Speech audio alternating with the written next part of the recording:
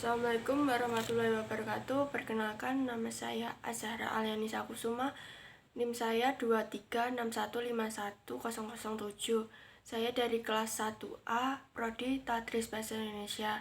Saya di sini ingin menjawab pertanyaan UAS metodologi studi Islam yang diampu oleh Bapak Ahmad Mahfudi. Untuk menjawab soal yang pertama, jelaskan perbedaan antara penelitian keagamaan dan penelitian agama. Yang pertama, penelitian keagamaan adalah menurut Juhaya adalah penelitian hidup keagamaan, yaitu penelitian terhadap praktik-praktik ajaran agama yang dilakukan oleh manusia secara individu dan kolektif.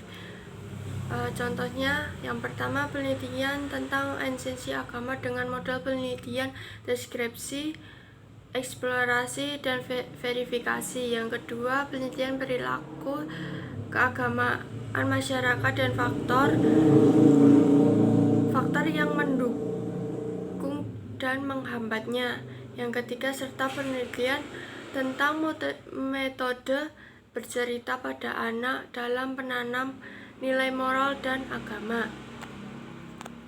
Menurut Juhaya adalah penelitian tentang asal-usul agama dan pemikiran serta pemahaman penganut ajaran agama tersebut terhadap ajaran yang terkandung di dalamnya. Contohnya peradilan agama, penelitian tafsir. Yang ketiga, penelitian ini mengkaji hubungan antara sains, agama, dan budaya dalam pendekatan integratif. Yang terakhir adalah penelitian ini mengkaji metode bercerita pada anak dalam penanaman nilai moral dan agama. Untuk soal yang kedua, jelaskan dinamika Islam kontemporer. Yang pertama, post-tradisionalisme. Islam adalah suatu pemikiran yang menolak pemikiran tradisional Islam yang kaku dan mengajukan pemikiran baru yang lebih terbuka dan inklusif. Contohnya, pemikirannya adalah pemikiran Muhammad Arqon yang menolak interpretasi tradisional terhadap Al-Quran dan mengajukan interpretasi baru yang lebih kontekstual dan kritis. Islam kultural pemikiran yang menekankan pentingnya budaya lokal dan praktik keagamaan Islam. Contoh pemikirannya adalah pemikiran Nurcholis Madjad yang menekankan pentingnya harmonisasi antara Islam dan budaya lokal di Indonesia. Yang ketiga, Islam struktural adalah sesuatu pemikiran yang menekankan pentingnya perubahan struktural dalam masyarakat Islam untuk mencapai kemajuan dan kesejahteraan. Contoh pemikirannya adalah pemikiran Fazlur Rahman yang menekankan pentingnya interpretasi Al-Quran yang kontekstual dan relevan dengan zaman.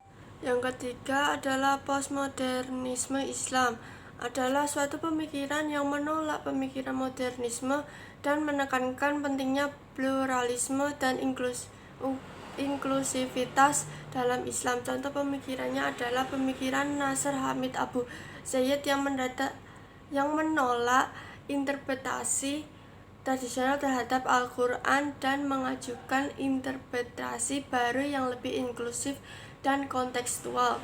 Yang terakhir adalah neomodernisme. Islam adalah suatu pemikiran yang menggabungkan pemikiran modernisme dan tradisionalisme Islam untuk mencapai kemajuan dan kesejahteraan. Contoh pemikirannya adalah pemikiran Nurcholish Madjid yang menggabungkan pemikiran modernisme dan tradisionalisme Islam untuk mencapai harmonisasi antara Islam dan budaya lokal Indonesia.